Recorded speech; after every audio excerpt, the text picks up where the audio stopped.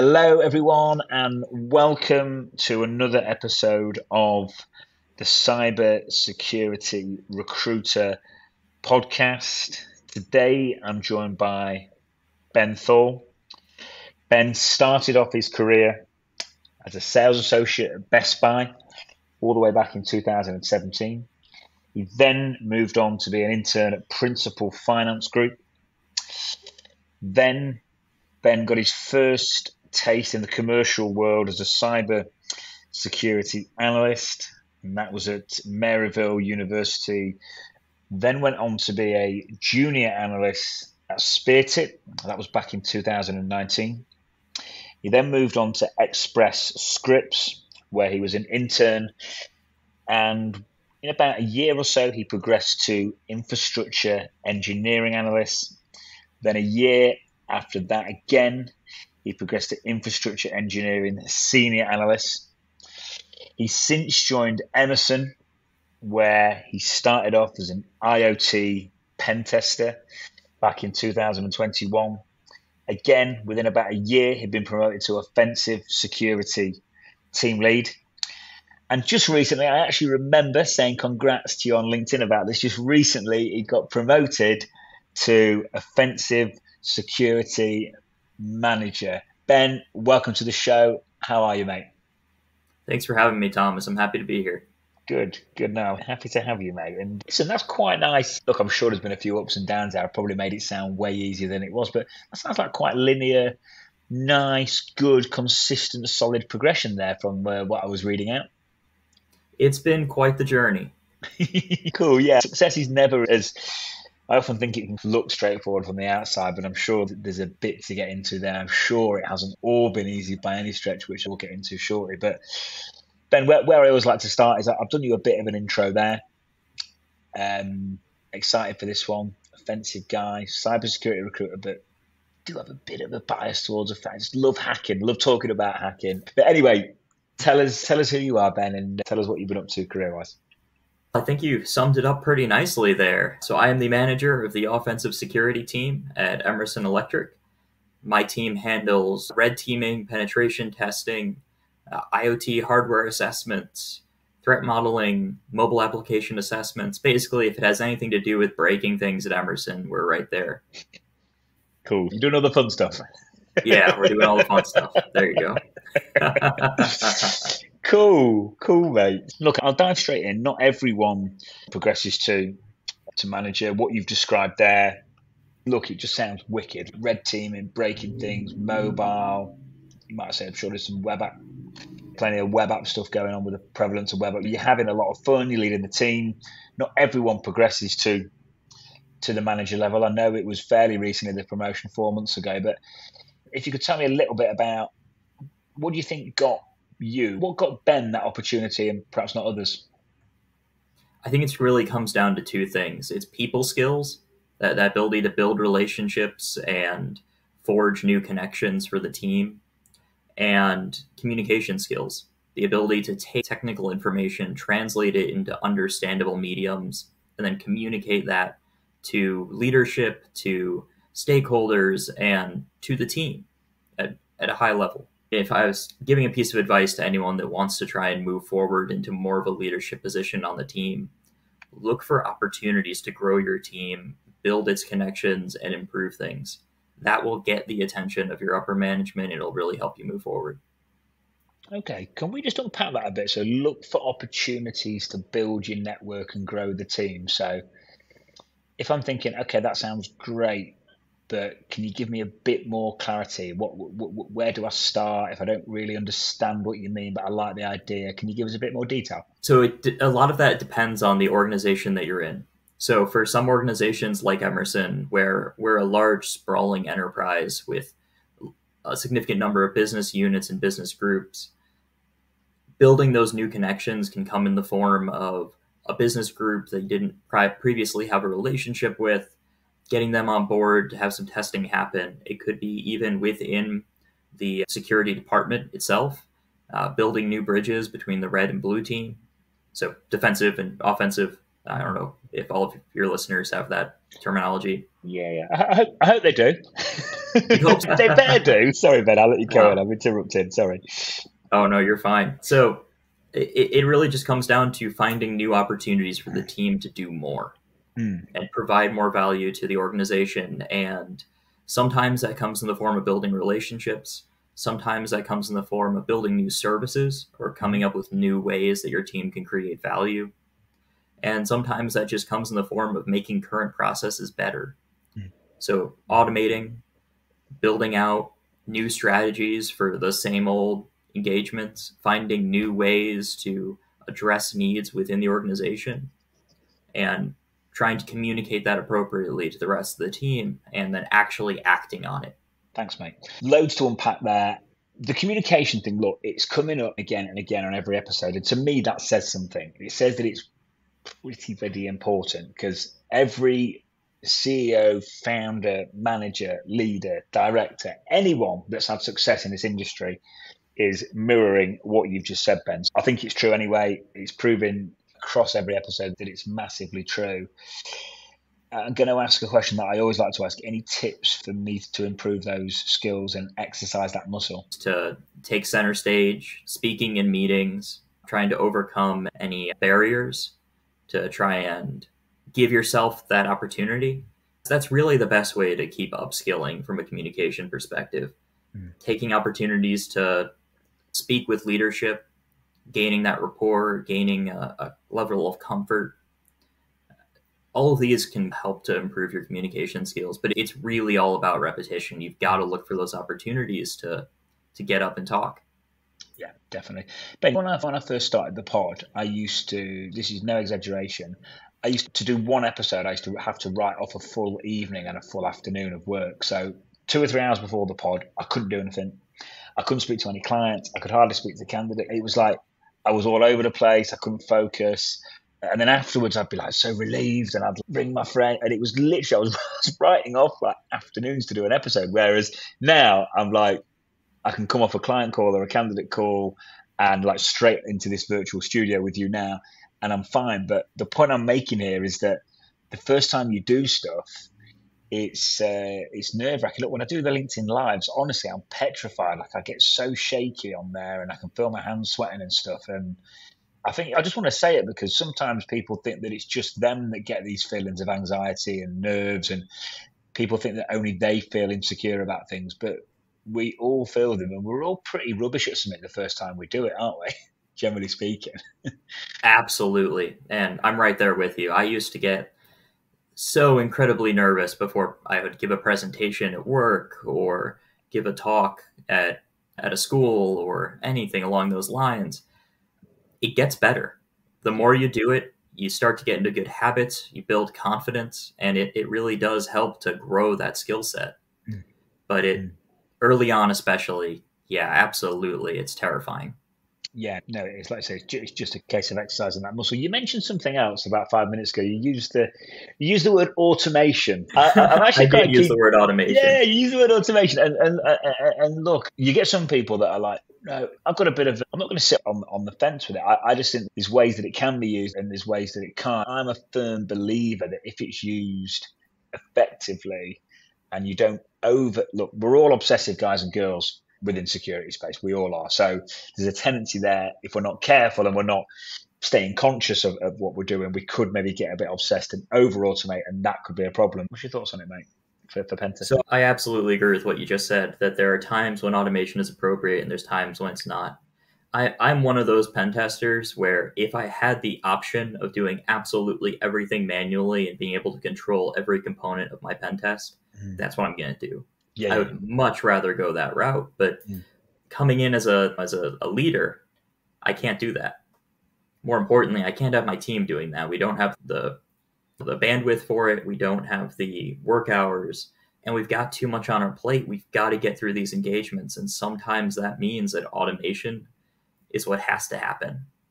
The other aspect of this that I have had to learn the hard way is that you can't scale manual efforts. You can test one environment thoroughly, carefully with a group of manual testers. With an automated tool or an automated script, especially something in-house developed that you can customize to the target environment, you can test hundreds in that same amount of time. So it's a game of scale. And pen testing, cybersecurity in general, is all about scale.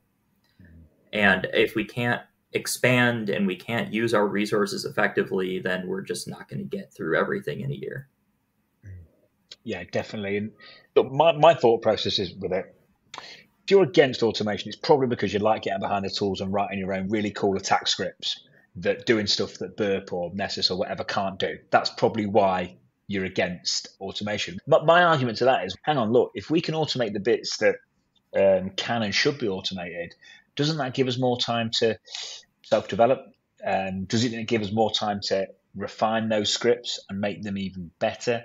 Maybe if you're weak on a certain area, you can upskill, or maybe if you want to double, triple down on a particular aspect within offensive security, if you're doing red teaming, maybe you want to, I don't know, go and refine the latest lateral, whatever it is. I think it depends on the mindset and how you look at it. But I think it's the way it's going anyway. And I think there'll be companies out there that are going, if we do this and don't do this and don't do this, we can have a mega service. We can be more efficient. So I'm with you. There's a balance to everything, but I think if it's thoughtful use and your intentions are good, I'm not saying there won't be mistakes along the way. Maybe there will in terms of service. Maybe I think there's something. I think there's something there. If the balance is right, I think it could be really nice for everyone involved.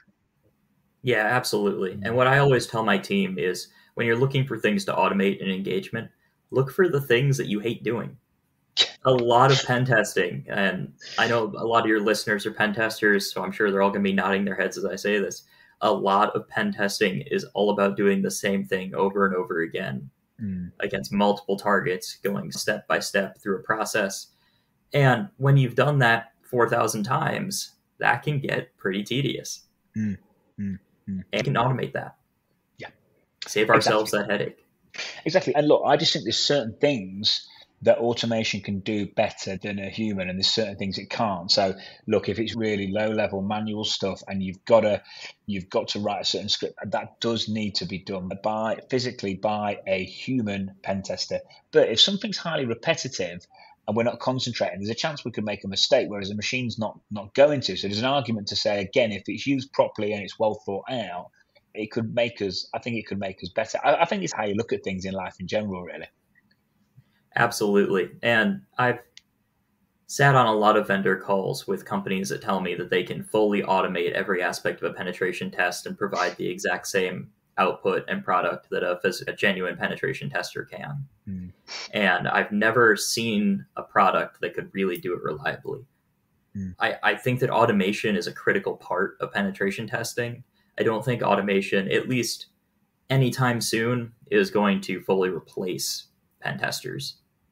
No, I don't think it will. And I think as well, I think the saving grace is, and I think I said this on, I can't remember whether I said this on air or off air, but to someone else, but there comes a point where a human just wants to talk to a human. And it's especially if it's a scoping call, if it's delivering findings. Can you imagine a robot trying to deliver findings? How much stuff's going to get fixed? Probably nothing. Like, it's got to be done by a human. That has. And then obviously writing scripts manually, it'd be ages, and I don't think it would ever happen. Absolutely. Not to mention, you've got environments that are highly sensitive and require a more delicate touch. You might be able to fine tune that in a tool, but it's never going to meet the same standards as a skilled pen tester. Yeah, definitely. And also, there's different markets for different services within offensive security. So look, you're going to get the customer that's, look, it's a PCI DSS situation. I want the box ticked. Can you do this? On the flip side, you're going to get the customer that wants, their security posture is amazing. They want 3-4 month full-blown red team engagement. It's like there's different services that different customers want. So maybe some customers will lean more towards automation, but there'll still be the customers there that want a human doing the manual test. So I think there's that component of it as well. Absolutely. The human element becomes so critical when you're working with the actual client themselves, whether it's an internal team or an external team. They're going to want to be able to talk to you about what's going on. Yeah, it does. And at the start of the call, you said building new connections, building bridges between the blue and the red team, creating kind of opportunities essentially. And obviously the word communication was used, and I think that only becomes more amplified as AI and technology becomes more prevalent, because those skills become so much more meaningful and they become even more valuable, because it's like, God, only a human can do that. So it's like, I think it's just more going that way. And I'm so glad you brought that back up, because I really do want to highlight one of the points I made earlier, the relationship between the red and the blue team. I've worked in environments where the red team and the blue team view each other adversarially, and it's so unhealthy. At the end of the day, red teams and blue teams have the same goal. It's making the enterprise more secure. And when you can collaborate together and work together to make each other stronger, you just end up with such a better security environment and a better culture around security within the company. Yeah, no, definitely. And look, I've spoke to so many, even on this podcast, and just generally when I'm speaking to red teamers, you get a red team guy or girl that's got a massive understanding of the blue side as well. They're always going to be able to stay stealthier. They're always going to be a better rounded security professional. It's having an understanding enables you to have an appreciation for both sides, but also improves your ability as a hacker as well, doesn't it? Absolutely. You have to understand what you're attacking, and what you're attacking includes all of the defenses and all of the security controls that have been established. Definitely. When I had Tim on from Pulsar the other week, he had like loads of SANS certifications, and I was going, which one of these has the most benefit on your pen testing career? And he picked the blue team one. He was like, it's the blue team SANS that he got the forensic. I can't remember which one it was now, but he was basically saying all his blue team, it was geared up to much more of a defensive, and that was the one he said that had helped it with his hacking the most. Just it's having an understanding of both sides is huge, isn't it? Absolutely. Mm-hmm. Cool. All right then, Ben. I'll move on to certifications. We've spoke a little bit about this on air, and you've kept me in suspense. So come on, talk to me. What's going on with certifications in your opinions? So I have a very mixed take on certifications. On the one hand, I think that certification training and going through that process, especially for some of the more hands-on certifications like the PNPT, the OSCP, I think those can be incredibly valuable experiences for someone who is working to break into cybersecurity. It demonstrates knowledge. It gives you a chance to be hands-on keyboard, really doing this work. And then it gives you a piece of paper at the end that says that, yes, I do in fact know what I'm talking about within reason. That being said, I think that their significance and value gets blown wildly out of proportion by colleges, some recruiters, some LinkedIn posts talking about, oh, you need these 5 certs if you want to be breaking into offensive security. I've never actually hired someone because they had a specific cert the whole ball game. Given the choice between an engineer, or when I'm hiring for an engineering role, given a choice between someone who has 9 fantastic certs that are really impressive and look great on paper, and the guy that sat in the interview with me and could actually talk back and forth about these subjects and really impressed me with how he could translate that information into something that anyone could understand, I'm going to hire the second guy. It's those communication skills. I'm going to keep coming back to that. And none of the certs out there teach it. But I think we were looping things back around really nicely, actually. So you can have certs. I'm going to be a bit blunt here. You can have certs and you can be not, I don't want to put words in your mouth. That doesn't necessarily mean you're a mega hacker. You can have no certs and you can be a mega hacker. And we were basically saying that there's no certs out there that teach you how to articulate risk, teach you how to communicate well, and you value the communication piece and being able to explain things above certificate. Was that where we were at? Yeah, absolutely. I really do value those communication skills more than the certifications. And a lot of it boils down to soft skills are harder to teach than technical skills. I can teach someone how to perform a web app pen test. I can send someone to training to perform advanced cloud penetration testing. I can try and teach someone how to communicate risk effectively. I can try and teach someone how to have a conversation with a stakeholder, but at the end of the day, those soft skills are really up to them to develop. And it's not something that I can just send them to training for. But it's a key part of this job, and it's a key part of being a good ethical hacker. It's not enough to be brilliant at the keyboard. You could be the absolute best technical hacker in the world and be a terrible penetration tester. Yeah, because you can't get anything fixed because you can't explain to anyone the value of it. Exactly. I'm going to throw a little bit of a curveball here. So we would rather have someone that could communicate over certifications, but say you ring me up next week and go, Tom, I need you to find me 2 mega hackers.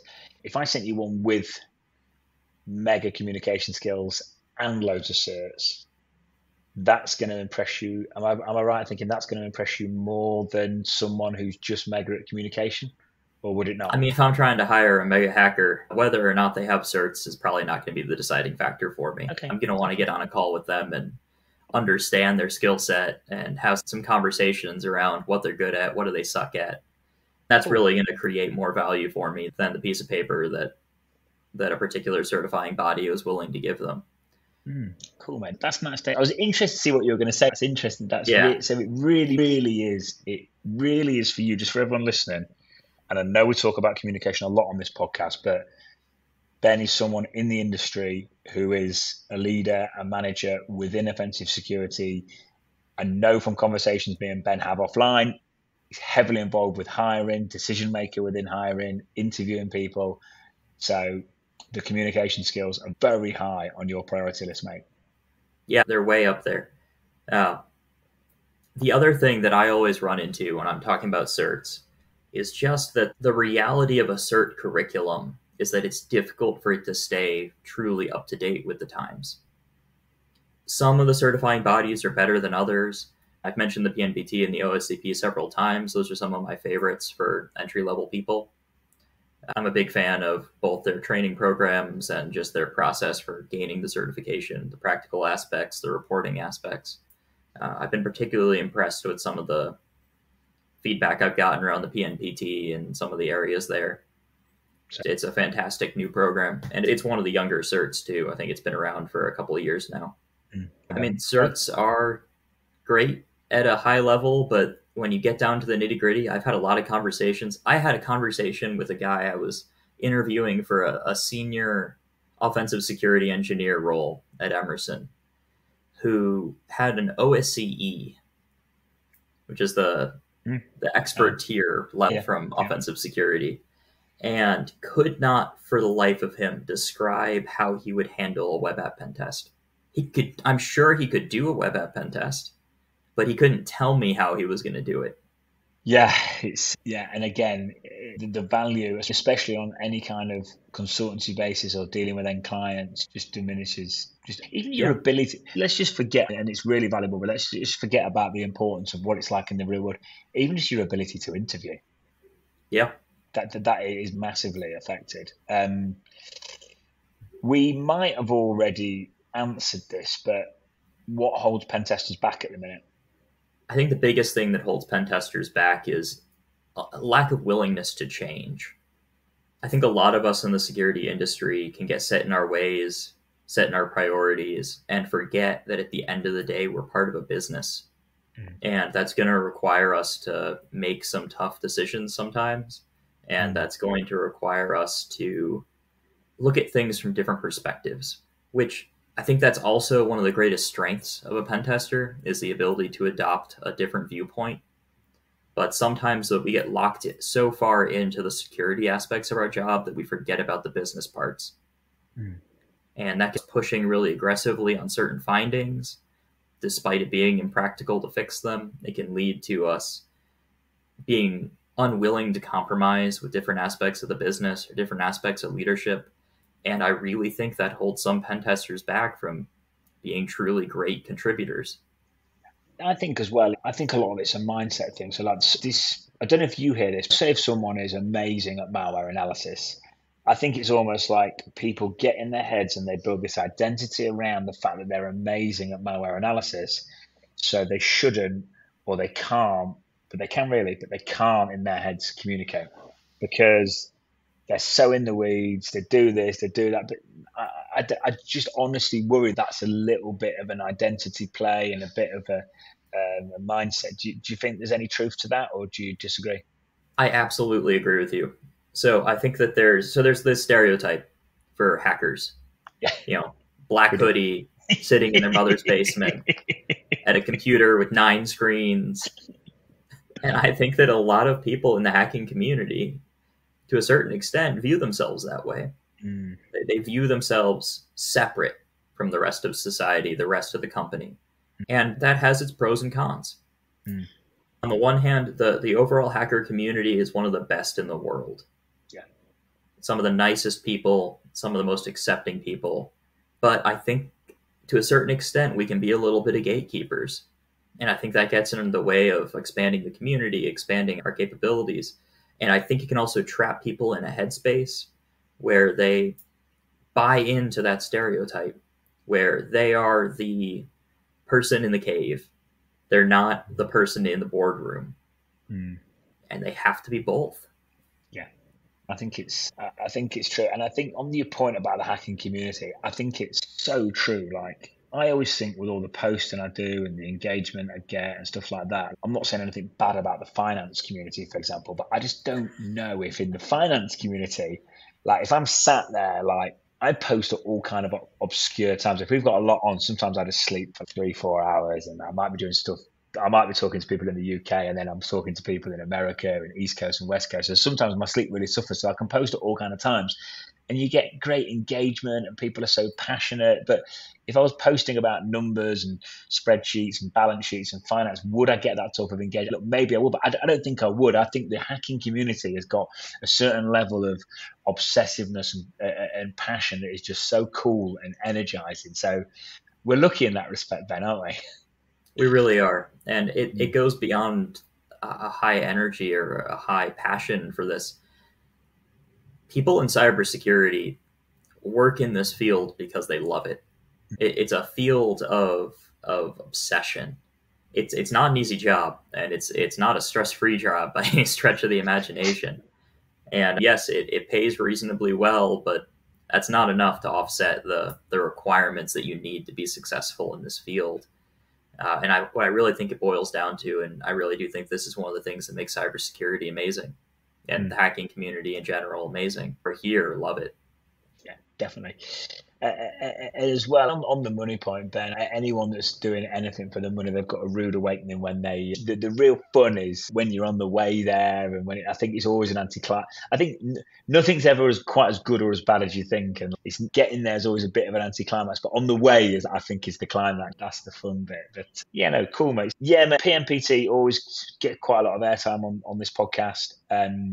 Hearing good things like yourself, mate. I know you've got your ear to the ground and speaking to people and stuff. I'm obviously speaking to people all the time. I had Joe from TCM on last week, the week before, and he went into detail about what they're doing and what's going on internally and the culture and stuff like that. And that episode's not been released yet, but you can see why the cert's of a certain standard. It's good, and it's nice that I know sometimes, like people, I said this on another podcast as well, but bashing OffSec. Some people say, oh, it's fashionable on LinkedIn and stuff like that, and this, that, and the other, and maybe it isn't. But it's good to have some competition, and it's good to get discussion going about it, and it keeps certification bodies on their toes. And competition's a great thing. It's a really good thing. It makes us all better. So a question. Sorry. I mean, I don't want to bash the OSCP. I think it's a decent cert. You want me to start cert bashing? We can start talking about the CEH. Multiple choice. And what gets me, like, but I don't. It's not the government consultancies. I know it's not them. It's their end clients. But you see CEH on there, but then you speak to, I know a lot of hiring managers in that space, and I do work in that space. And CEH is always on the JD, but you're just like, why is it even on there? Like, why do they do that? But anyway, we won't go off on that one. But yeah, no, I know what you're getting at. Ben, we're not going to talk about this for the whole episode because I feel like I've spoke about this for a lot recently. But breaking in, have you got any tips for breaking in? I'm sure you get hit up a lot on LinkedIn. Yeah. Breaking into cybersecurity, especially breaking into offensive security, is not easy. Offensive security, at least historically, has not been an entry-level area of cybersecurity. Usually you'll pivot to it from another area. I was lucky enough to trip and fall into it very early in my career, which I know it's a very rare occurrence. The best advice that I can give to people who want to break into offensive security, or really just break into InfoSec in general, is get your name out there. Go to conventions, talk to people, build relationships, build a network. This is an industry, and this sounds terrible, but it's true. This is an industry of who you know, not what you know, in many ways. What you know comes into play a lot, but who you know carries so much more weight. I would happily hire someone purely based off of the recommendation of someone I trust, whether they crushed their interview or not. I trust this other person. I trust their skill sets. I trust their opinion. They tell me I should hire you. I'm probably going to hire you. Yeah.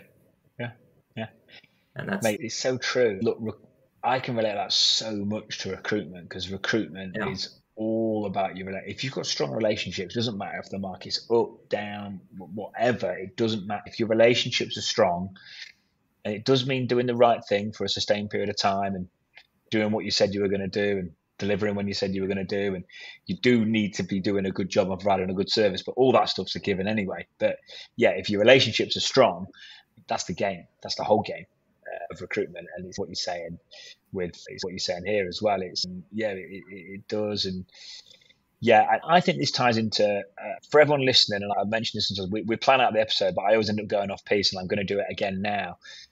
It ties into personal branding a bit, that does, what you said, because the words you said were getting your name out there.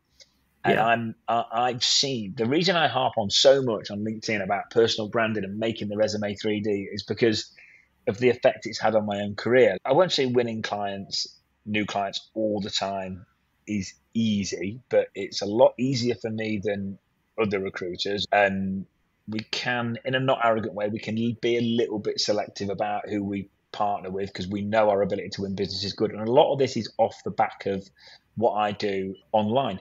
My time to hire is ridiculously quick, not because I'm a magician, but because when I send a message out on LinkedIn, people tend to come back really quick because I'm in the peripheral. And again, that's available to anyone. That's not exclusive to me. That's what you've said. That is the definition of putting your name out there. So I know what you're saying works. And any thoughts on the personal brand element? Is it something you look at in the hiring process, or is there any other thoughts on it outside of that?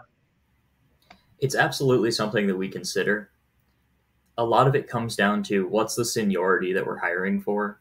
If I'm hiring someone at that senior level, I'm going to have a higher expectation that they're going to have either existing talks or blogs or projects, things that I can go and look at and say, yeah, this person knows what they're doing. If I'm hiring at that entry level point, I'm really more looking for, has this person made good use of the resources available to them to try and build themselves into a good candidate? If I'm hiring a college student, maybe I'll look at how well edited is their resume.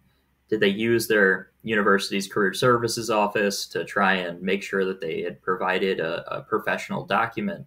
Are they involved on campus? Are they building organizations or helping to lead organizations? Are they doing things within the environment that they're in to maximize their own value? And that's huge, especially at that entry level point. It's just taking every opportunity you can to position yourself better. And it's something that I see really quite surprisingly rarely among candidates.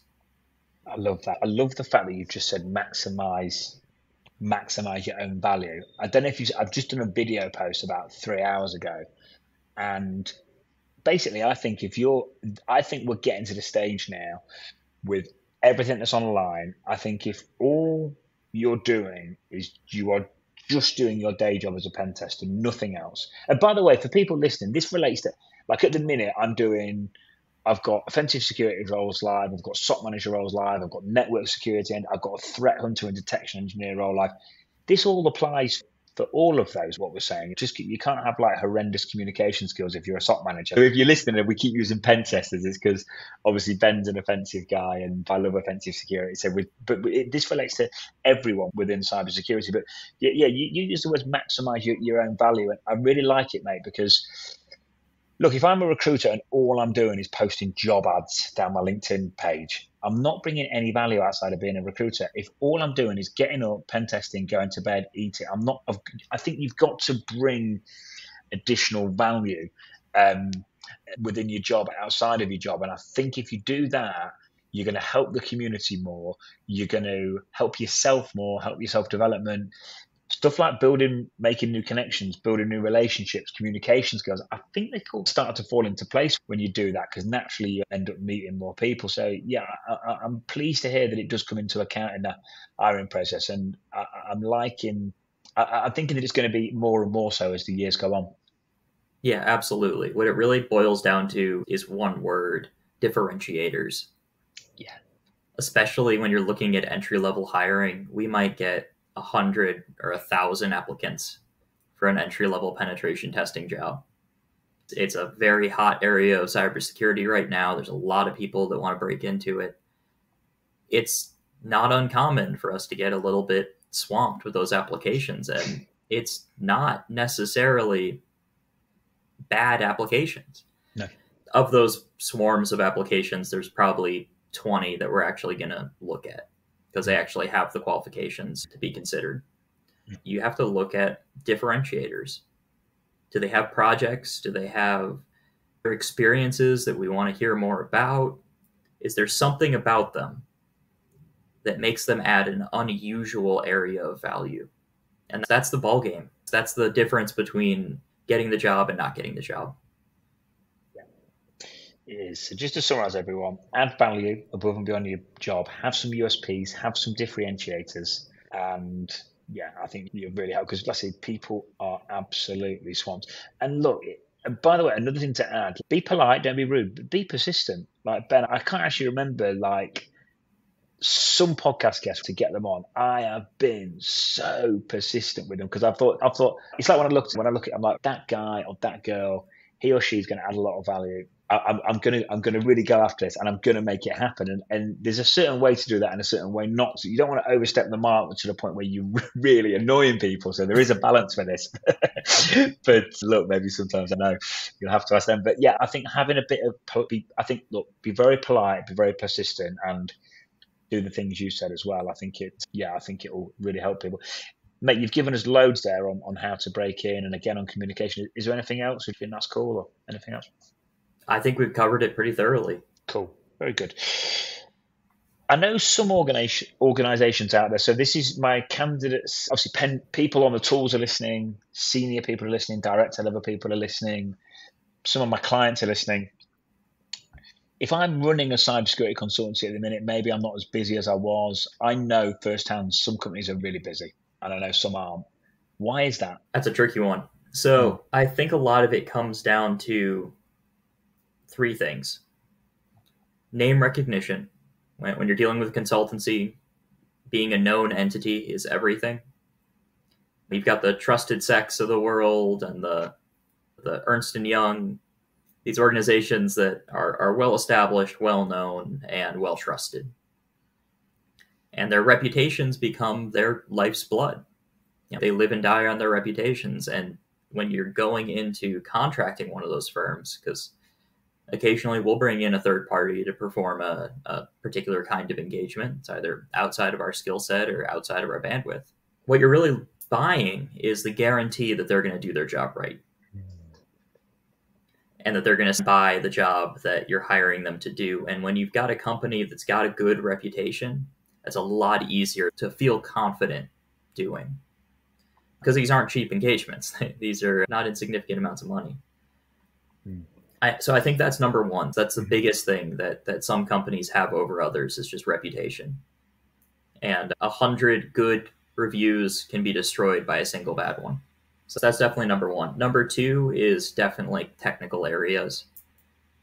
What areas of skill do they have? Are they differentiating themselves?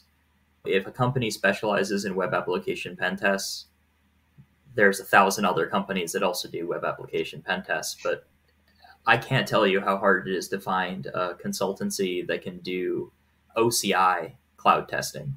Trying to test Oracle cloud environments it's incredibly difficult to find a skilled team that can do that. Yeah, do you know what you've answered it in part, but my next question naturally was, I'm straight away when you said that, I'm thinking, how can this help with this? I'm thinking, if I'm trying to maximize my career progression, there's certain skills within pen testing that are really valuable to you. You can't find. So I always think cloud security is a great one. If you can really get good at that, you can stand out pretty well. And I know from what my clients are saying to me at the minute, job recs that were maybe mobile and web app before are now, oh yeah, can he or she have a bit of cloud as well, or be really good at cloud, and then they're going to really accelerate through a process. What the question is, Ben, what you've mentioned Oracle Cloud, other skills could I be getting if I'm a hacker listening now to make myself stand out to you when I apply for a job with you? There's three areas: cloud, IoT, and mobile. Those are the three big ones right now. And mobile's been around forever. That's nothing new. But mobile applications, mobile phones, having the ability to understand how they function, how their applications work, how they can be attacked, where their risk exists. It's the largest attack surface in the world because the majority of people, especially in major commercial countries, are carrying around a smartphone. So if I'm going to go after a particular company, one of the areas that I'm immediately going to look at is what mobile phones are their users carrying and how can I target that? Because those things travel. Yeah, attack service is huge. Yeah, not like the old days where everyone's in the office on a server on landlines. Exactly. It's a huge potential area of risk that gets overlooked all the time. But in IoT are the two hot topics right now that I would really encourage people to look into. And one of those is way easier to train up and practice on than the other.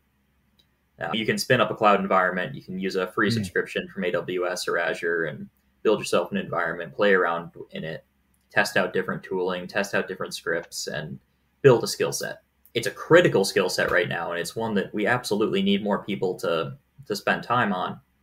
But because it's such a hot topic, it is something that we're seeing a growing number of people in. So it's not something that you're going to be an early adopter for at this point. IoT is really where you can create a big differentiator for yourself, because in order to do IoT pen testing, you have to understand how a computer works down to the bare bones. And that means that you are looking at things at the lowest possible level. And that's exactly what we need in pen testers. It's an awesome area to build a skill set. It's the closest thing to Hollywood hacking on Earth, where you're plugging into a device, typing some quick commands on a keyboard, and then shouting, "I'm in." It's the only area of cybersecurity that actually has that. And I think it's fantastic. And I really hope that there are many people listening right now that decide to go and put together a little bit of a hardware lab for themselves and start playing around with this stuff because it's fascinating. Ben, I think there's a lot of people, there will be. And what I was going to ask you, you said cloud, IoT, mobile. I was going to go, can I have a mega learning resource for each? You've given us a good insight. You've given us a nice insight to cloud. But look, let's focus on IoT just for a moment, because as soon as you said low level and you used the word Hollywood, I was thinking in my head straight away, God, that sounds stimulating. There will be people listening now thinking IoT. So how can I get some momentum going? Look, for everyone listening, as a reminder, Ben is and has been an IoT pen tester. So this is an area where you stuff. So can you give us some tips for getting some momentum? Maybe point me towards some cool areas of the internet where I'm going to have some fun? Yeah, absolutely. So 6 months ago, the answer to this would have been very different than it is today.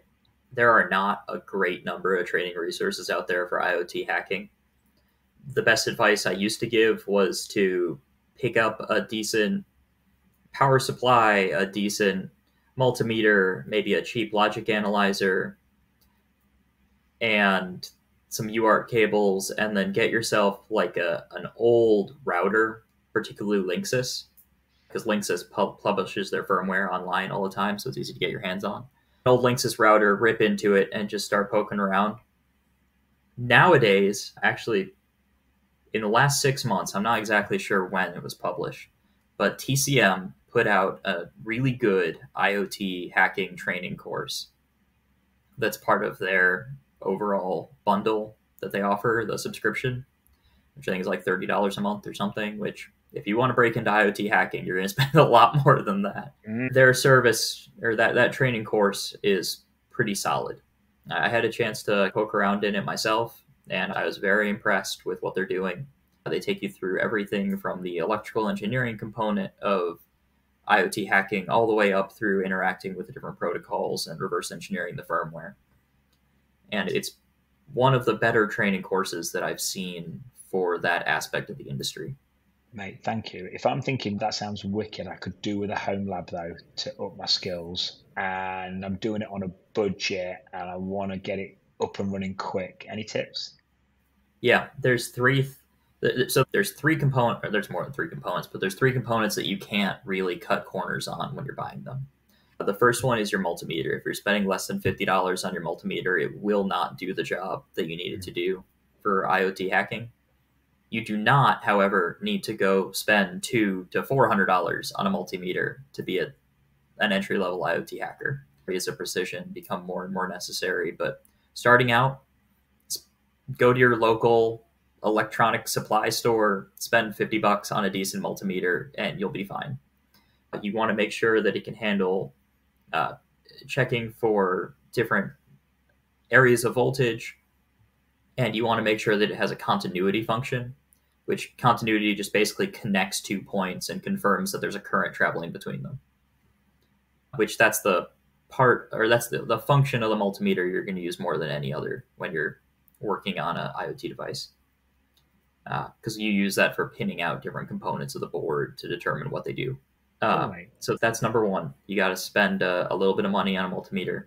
Mm-hmm. You're going to need appropriate cables or an ability to interact with serial connections. There's a couple of great tools out there for it. Some of them are cheaper than others. You could go the route of a bus pirate, but that's going to give you some limited functionality when you're looking at some of the more low-level protocols like JTAG. You've got other ones like the Bus Blaster, which if you manage to find one for sale, then they're great. They don't make that many of them, but they're not overly expensive. I think they're like $50, and that'll handle pretty much any serial protocol that you need it to. But you need some sort of medium for interacting with serial protocols. And then you're going to need some sort of toolkit. My personal favorite is there's an iFixit toolkit that has all of the things that you need. I think it's like $80, but you need the ability to disassemble things. And a lot of products today are really designed not to be disassembled. Okay. So if you don't have the right tools for it, you will just break the device. And it's a critical piece of what you need. Yeah. Anything else? Everything else, you're going to need a soldering iron at some point, but you don't need to go crazy on what you buy with that. If you're going for an inexpensive soldering iron, be absolutely certain it has an automatic shutoff, because those inexpensive soldering irons, if they're left on for too long, will melt and catch your house on fire. Oh, God. Okay. Definitely worth mentioning. Yep. If you're looking at some of the nicer soldering irons, like the Hakos, or I'm just drawing a blank, it starts with a W. It's a German company. Okay. Anyway, if you're looking at some of the nicer soldering irons, the auto shutoff will either be there or it's not that important because they can survive being on for 12 to 24 hours without causing any damage to anything. Okay. At the end of the day, just you want something with an auto shutoff and granular heat control. So it is possible to set up a IoT testing lab without breaking the bank. You're probably going to spend somewhere between $300 and $500 though, at the lower end. Yeah. Yeah, and by the way, for anyone listening doesn't know loads about IoT hacking, it's all about money and stuff, but the salaries on IoT, I do some stuff on the West Coast with hardware hacking, IoT hacking. Everyone's got mega home labs, and everyone earns a fortune. So I think we spoke about it before, Ben. Like it's almost like a little community within the community, the hardware hacking community, and there isn't many of them. And I know a fair few of them, and they're nice guys and girls. And there is some. I know most of the industry's male, but I know a few women that are very good at hardware hacking. So it's a cool niche within a niche to get into. And Ben, by the way, mate, thanks for that. And that's a soundbite, by the way. That's going out as a soundbite on LinkedIn, because that little bit there about producing a home lab and getting started. I just think getting started and getting the momentum. It's like anything in life. Sometimes if you just get started and get into it and make a bit of progress, then you've got the momentum, and that can really be a big part of career progression. Absolutely. Thank you, and mate. IoT hacking, it's an intimidating beast when you're first looking at it. Mm-hmm. And a lot of people can feel like it's impossible. There's no way they can do that. There's more options for training. Devices are cheaper. The tools are cheaper. You don't have to buy IDA Pro anymore. You can use Ghidra, which is a free reverse engineering software that was created by the NSA and is published by them, made available to everybody. It runs on anything. You can run it on Windows, Mac, Linux, whatever you want. And it's easier now. It's doable. And I really would encourage anybody who's interested to take a crack at it. Cool. Thank you, mate. We're coming up to an hour and I need to speed up, but I do want to quickly ask you about mobile. So any little tips on mobile, any mega learning resources that you've discovered, or anything else for the listeners there? There's not as many great options for mobile as there are others. The best advice I can give you on mobile is play with your phone, or better yet, buy a cheap Android phone for $50 off of eBay and play with that, because you'll break it a couple of times. Okay. Learn how to root a device. Learn how applications work, learn how to interact with it from a developer standpoint, which that can also be a great place to start. Practice app development. Now, there's plenty of trainings and learning out there for learning how to develop mobile apps. And that can be a great place to start for a mobile application hacker or a mobile device hacker, because you're going to understand how different things interact and how different things work and how to interact with them beyond just poking around at the screen. Cool, mate. Thank you, mate. I love that bit. It was good. Podcast. What's the podcast or book that's had the most positive effect on your security career so far? So I have a thing I want to tack on to the end of this, because I was expecting this question. From a podcast perspective, Darknet Diaries, of course, is and the content that comes out of that. I always come away from listening to one of those with a renewed sense of passion for this industry.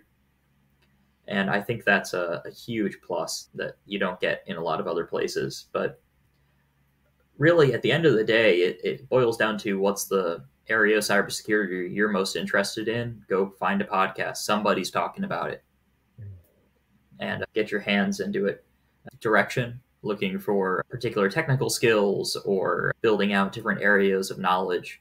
There's some fantastic books out there for that. If you want to become a leader in cybersecurity or a leader in business in general, there's some even better books around that. One of my favorites is called Leaders Eat Last. It's written by a guy named Sinek. Yeah. Oh yeah, know him. Yeah. Yeah. And it's a great book. It talks all about prioritizing different aspects of the team and how to interact well with your team members, how to be successful there. It's a fantastic book. I'd highly recommend it. By the way, this guy that I'm about to mention, he's the #1 podcaster in the UK at the minute. And Simon Sinek went on his podcast. So he's called Stephen Bartlett, and his podcast is called The Diary of a CEO. So if you like Simon Sinek, you probably like that particular episode. You'll find it really easy on YouTube or Spotify. He actually flies over to America to record a lot of the episodes. But yeah, The Diary of a CEO, you'll, from a kind of just, not related to security, obviously, but from a kind of personal self-development standpoint, if you listen to one of those episodes a month or something like that, it's going to make a difference to you, just your overall kind of well-roundedness and being, if you like. It's certainly worth investing some time. That's great. Yeah, no, it's really but cool. On the subject of self-development and career development, the absolute biggest impact that anything's ever had on my career was a piece of advice I got from one of my earliest mentors. And it's to get comfortable being uncomfortable. We live in a world where people like to stay in their comfort zones, and comfort zones are a trap. You're not growing when you're comfortable. You've got to find ways to push yourself outside of that zone of non-growth. Stretch yourself out. For one thing, your comfort zone will grow. You'll have less areas that you are uncomfortable in. But more importantly, you'll grow as a person, you'll grow as a professional, and you'll grow as a hacker. In a self-development book I read, Ben, the phrase it kept using was "comfort kills." That really stuck with me, and yeah, it's like a really nice little mantra to have in your head. But thank you, mate. You said that one of your mentors taught you that comfort's bad. Anything I can learn and listeners can learn from other advice your mentor gave you, and also if I want a mentor and I haven't got one, how do I get one? Yeah, so that particular mentor of mine was a man named Michael Dorsey. Absolutely fantastic guy. He's based out of Tampa, Florida these days. But just a brilliant hacker and engineer. He's a fantastic guy. At the end of the day, having a mentor can be super helpful, especially early in your career. Finding one is absolutely the real challenge. The best advice I can give is if there is someone that you look up to in your current area of expertise or in your current job, approach them and see if they'd be interested in mentoring you.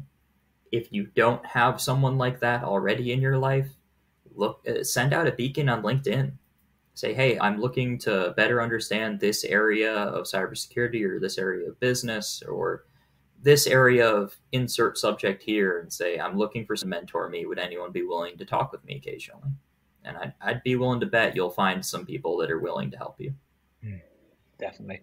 And I think as well, don't let it be a showstopper or a stopper if you can't find one, because, and I have mentioned this before and I will mention it again, it's like there's different forms of mentors. So listening to this podcast and people listening to you, that is, even though they've never met you, that is a form of mentorship. If you're watching on YouTube and watching the Cyber Mentor, that's a form of mentor. It could be a YouTube channel. It could be attending a conference. I think it could be, especially in the virtual world that we live in, there's so many different versions of what a mentor is. So just because you can't find one straight away, it's a journey and a process to find a genuinely good mentor, which could take years. And I think while you're on that journey, instead of getting frustrated and waiting around, there's a lot you can be doing in the meantime. Yeah, absolutely. And that's a fantastic call out. Mentors are great. They can help point you in the right direction, but this is absolutely an industry and a field that's all about self-learning. So you've got to have that drive and you've got to put in that effort to find your own direction sometimes. Yeah, and this goes back to a little bit to what I mentioned before, but that feeling of moving forward is that makes you really happy. That stimulation makes you really happy. And I read a book once on the definition of happiness and how to be happy. And it's basically that. The whole premise of the book was, if you're moving forward, you're happy. It's why sometimes as a recruiter, when I speak to people who on the surface of it, they're in the job, they're great, but it's if they're not moving forward and they're not progressing, they get really worried really quick because cybersecurity moves so fast. But also as well, when you haven't got any forward momentum, that's why career progression is so important, because it's ultimately it's what makes us happy. Yeah, absolutely. Yeah, no, it's cool. Last one from me, Ben. I've kept you way longer. I'm not. I do often keep people longer than I say, but I'm keeping you really long. Do you have any leadership advice for the more senior folks listening that are tuning into the podcast? I've interacted with a lot of leaders that are so focused on either the success of the team or the success of themselves that they forget that they're actually there to make sure that their team members succeed. And that it's such a critical part of being a good leader, and it's a critical part of having a successful team. The team will succeed when people are happy and they're growing and they're learning and they are individually successful. And when your people are successful and when your team is successful, that's when leaders look good. Yeah, cool. Wicked, mate. I think that might be a good place to finish, mate. I've enjoyed this, mate. I loved the bit on the IoT bit, and thank you. And look, again, for everyone listening, I've put Ben on the spot there a few things. You did really well, mate, because there was stuff in there that I just, you were saying stuff I thought I've got to ask him, and I did, and you answered straight away. Thank you, my friend. It's been really nice. But Ben, thank you, my friend. Very enjoyable. Lots of good learnings there. Thank you for really breaking various different aspects of offensive security down and giving me and the listeners some really good insights. And I'll see you soon, mate. I hope you had a good time. Hey, thanks for having me. This was a lot of fun.